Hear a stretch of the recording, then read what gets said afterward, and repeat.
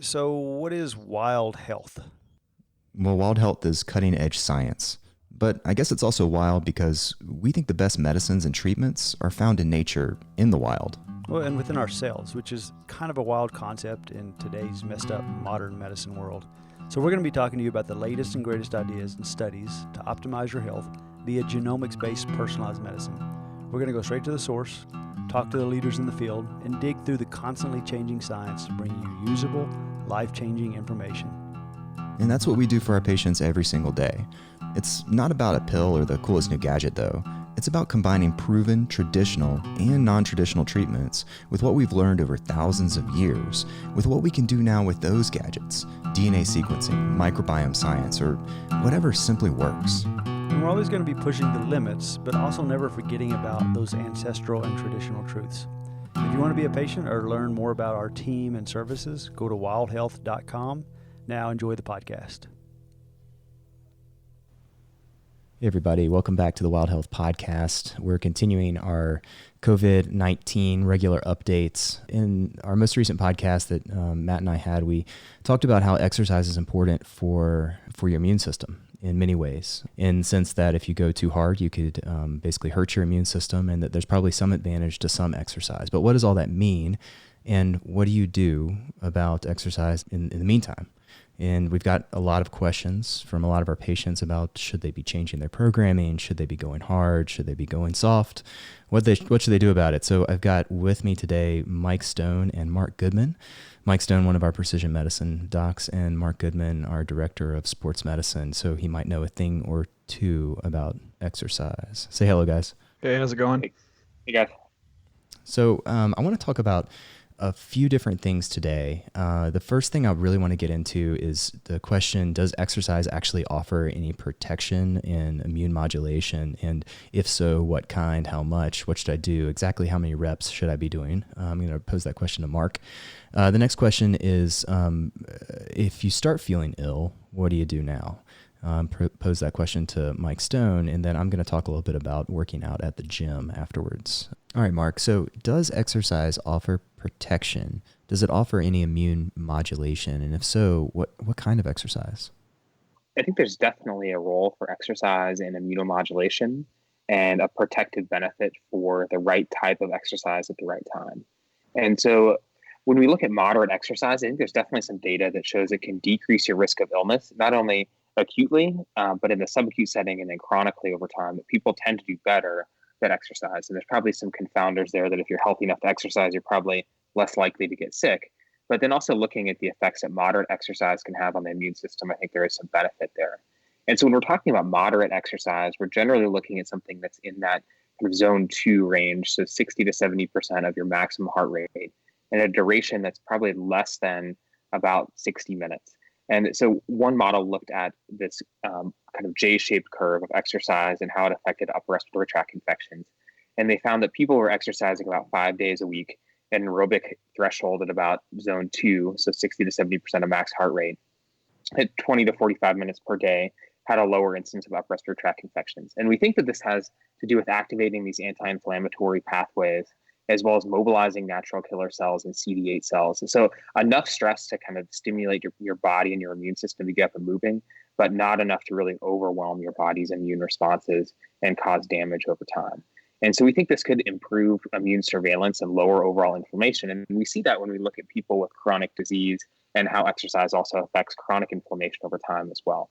And so we think that this exercise kind of routine, somewhere around this 20 to 45 minutes per day of zone 2 or light, lower intensity work is probably beneficial.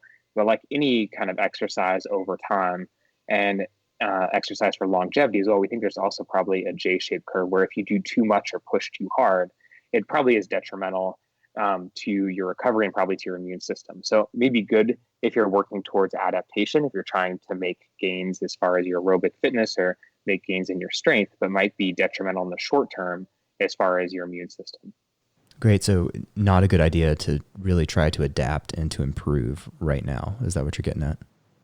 So the recommendations I'm making for myself and for a lot of the athletes and patients that we're working with there, this would be a good time to really focus in on that optimization instead of the adaptation phase of things. So instead of really pushing is as far as adding volume or intensity training for an event, which is going to potentially stress your body and put you at higher risk of either contracting the COVID-19 or having an adverse reaction if you do contract it. Maybe this is a good time to focus in on some of the core mobility and some light strengthening, as well as some very light cardio that could be beneficial to maintain the fitness that you have and potentially activate your immune system to make you more resilient if you were to get an infection. The other recommendations, I think, surrounding exercise involve the fueling that goes along with that as well. And, we've talked in the past on some of these exercise lectures about the role for fasted training and carb restricted training and things that maybe place more stress on your body and create in turn kind of a larger hormetic response to a smaller dose of exercise.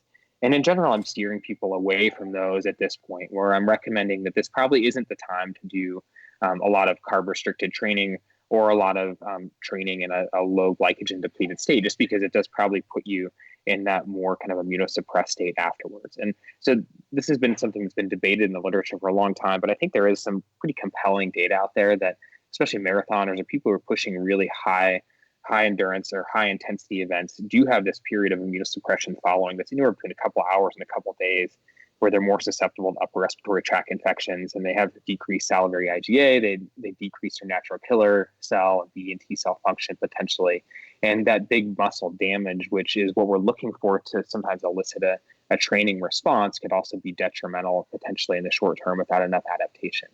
The other thing I'm recommending more is just increasing the polyphenols. And that's something that we've talked about in the setting of diet in the past. So it's not going to be really new news, but adding in plenty of polyphenols, mostly through dietary sources, if you can get that to supplement your exercise program. So I'm always interested in how people are actually sort of practicing what they're preaching. So Mark, how have you changed your exercise routine the last week or so that things have kind of blown up?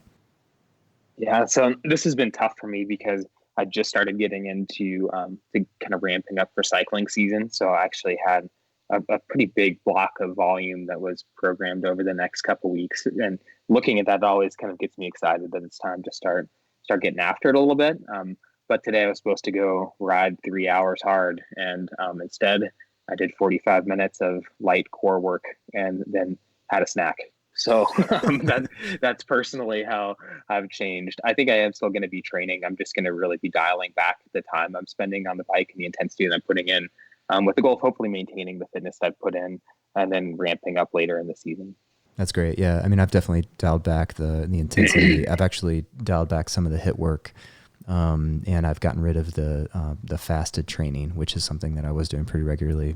Mike Stone, what about you? Have you changed anything? I know you're probably working out a bunch with your broken ribs right now. Yeah, my mild head injury and multiple broken ribs has really got me pushing for gains.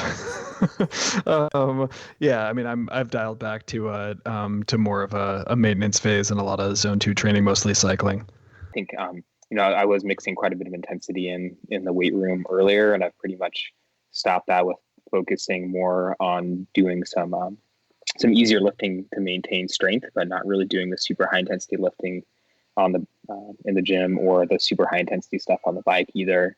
And then, like you were saying with fueling, just being more conscious about not being afraid of taking in some carbs before or after training.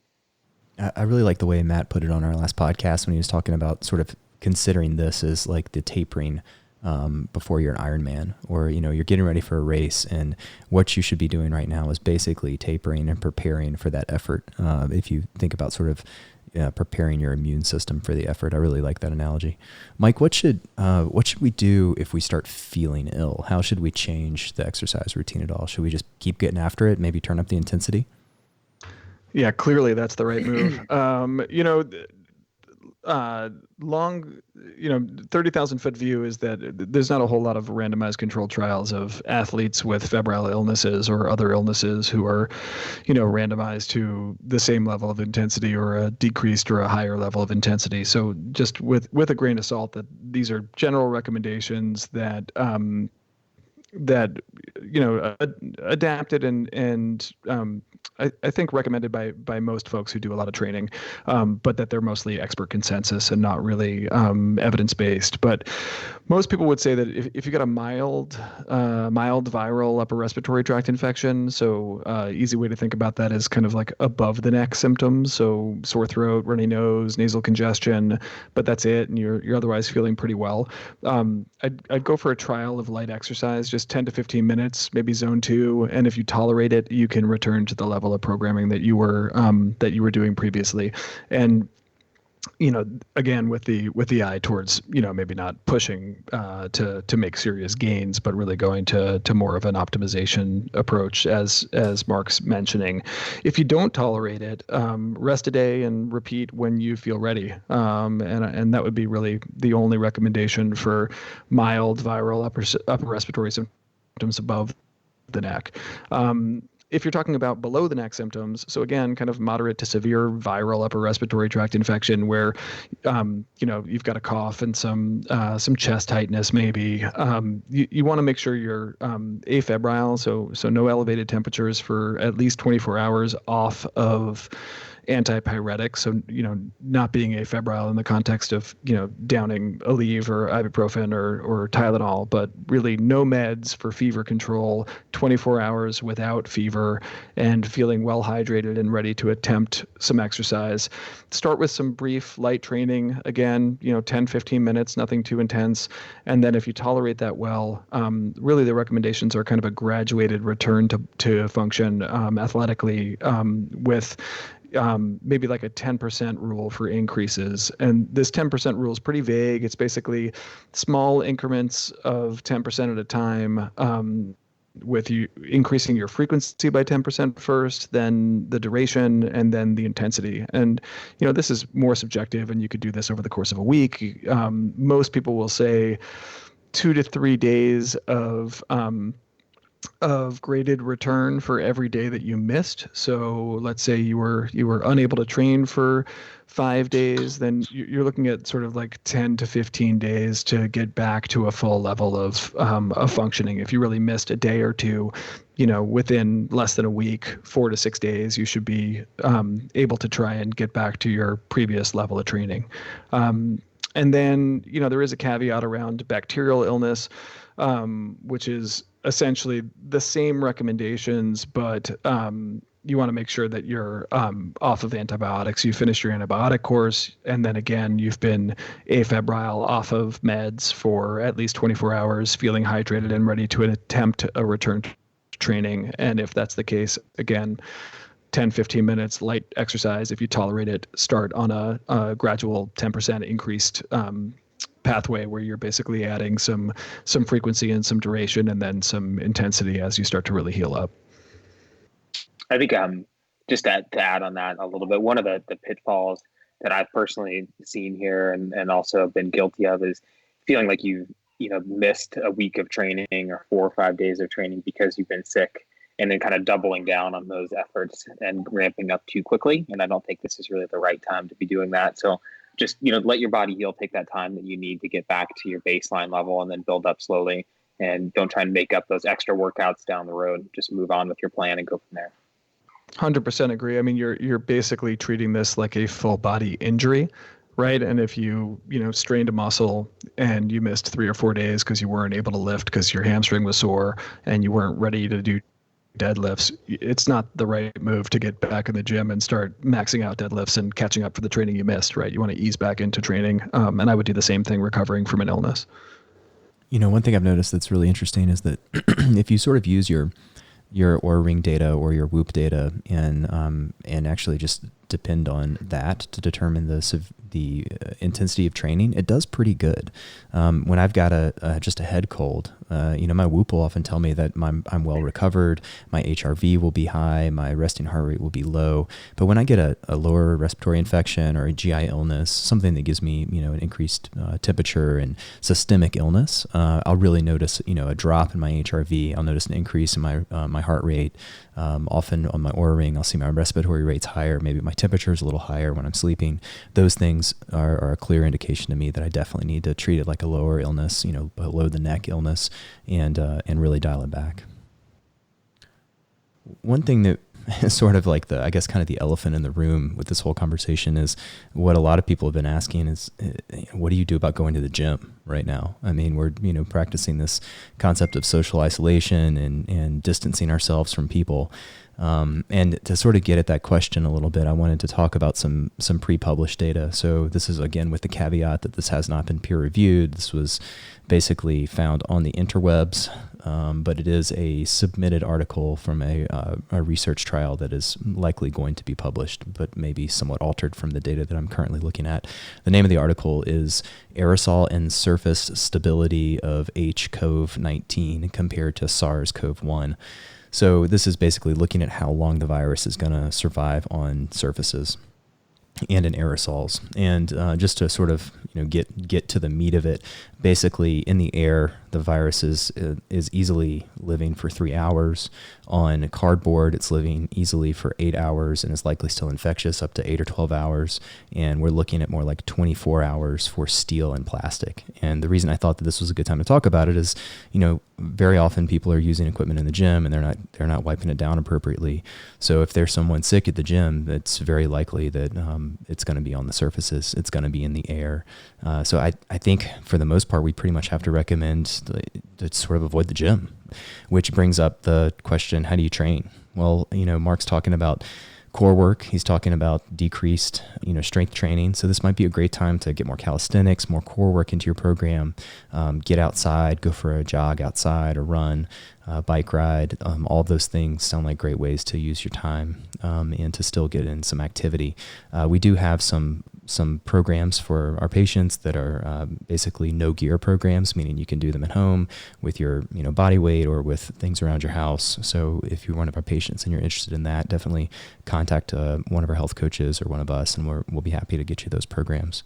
But I think now is the time to still focus on exercise, but from through a different lens. Instead of really focusing on adaptation and improving ourselves in terms of our strength and our endurance, think about it through the lens of improving your immune function and getting yourself as healthy as possible in case you get sick. At least that's my take on it. Any other comments, guys? I think this is a great time to get outside. I think outside is probably one of the safest places that you can be right now, whether it's out for a hike or jog or on the bike. I think it's a good opportunity if you have the time and resources to do that, to get out and do something active outside and practice your social isolation in nature, which is a much more tolerable way to do it sometimes than just sitting around at home.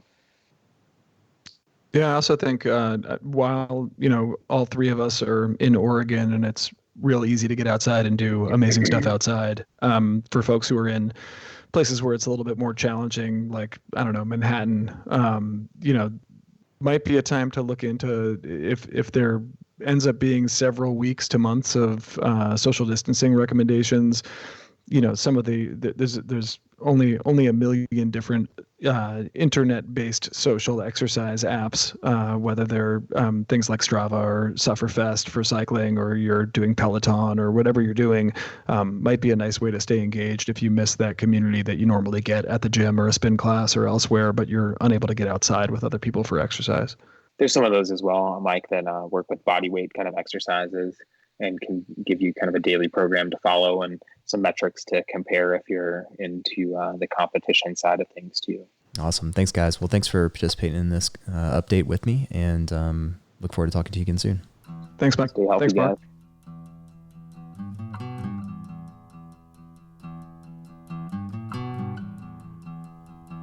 So did you learn something? I mean, is your mind blown right now? If you have questions or comments, you can hit us up at @WildHealthMD on Instagram.